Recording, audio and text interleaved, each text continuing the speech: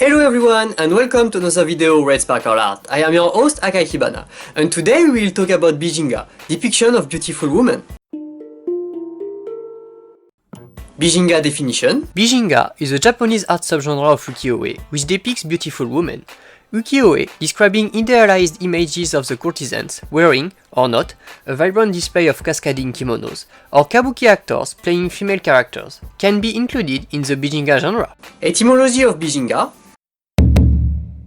When you translate this Japanese word into English, it means picture of beautiful person. The origin of Bijinga. Edo period and their beautiful women. Bijinga is an artistic style of ukiyo-e which is intertwined with the pleasure district of Japan. There used to be 3 of them in the big cities of the Edo period. During the beginning of the Edo period, prostitution were widespread and uncontrolled. Therefore, to counter this situation, the Tokugawa shogunate restricted prostitution to a few districts: Shimahara for Kyoto, Shinmachi for Osaka, and Yoshiwara for Edo. This is in these places that the ukiyo-e artists found their beautiful woman model, Bijin. From there was born the Bijinga style. Pleasure district, restriction, fashion, and ukiyo-e. During the Edo period, there was a regulation on the dress code for everyone in society. Yet, it was very difficult to enforce such regulation. This dress code regulation was to identify social rank and privilege for each individual, which were encouraged for their imitation and appropriation, enforcing the caste system. In these regulations, prostitutes were supposed to wear only simple blue robes, yet these laws were rarely enforced. Despite this situation, the pleasure district was the place for fashion during the Edo period. Courtesans were competing with each other to attract the most customers, which created innovation in the fashion world of the time, rivaling with stylish kimono, beautiful accessories, concerning hairstyles, makeup, and even the manner of wearing kimono. Fashion was so important in Yoshiwara that it frequently dictated the fashion trends for the rest of Japan. In this unique world, in the Edo period, the caste system was also omnipresent. The hinterland servants of the segregated pleasure district were also classified in a hierarchical structure. The high-ranking ladies often dressed in the highest fashion of the time, with bright, colorful silk kimonos and expensive, elaborated hair decorations. Also, there was a symbol always present in their garment, which represented their house and rank. This was shown by their kimono's pattern, design and style, but also from their fan design. Famous artist of the Bijinga style. Kitagawa Utamaro. Kitagawa Utamaro was an ukiyo-e artist which could enjoy fame during his lifetime due to his artwork. He was able to produce more than 2,000 known prints. He was mainly known for his Bijinga art, yet he also created some nature studies, specializing in insects. Suzuki Haranobu. Suzuki Haranobu is a famous ukiyo-e artist which was known for his innovation in the genre. He is known for having invented the Nishiki-e in 1765. Nishiki-e is an ukiyo-e which was printed in full color, which made obsolete the precedent method limited to only 2 to 3 colors. Haranobu was a descendant of a samurai family which enabled him to have a lot of connection with the shogunate, despite his family being banned from Edo for having done business in gambling industry of the time. He had a vast network of samurai friends which became his patron, then, in turn, made Haranobu wealthy and with the luxury to do a lot of experiments, enabling him to innovate. He experimented with better woods for the prints, changed from catalpa to cherry wood, and he had the opportunity to use rare and expensive colors, which made his work more vivid. Yet, the most noticeable innovation was in the ability to create full color prints, which was done by using many separate blocks for each colors for a single image. He used this technique to create prints with up to 10 different colors on a single ukiyo-e. The birth of this technique date was traced thanks to his first application in a calendar of the year 1765.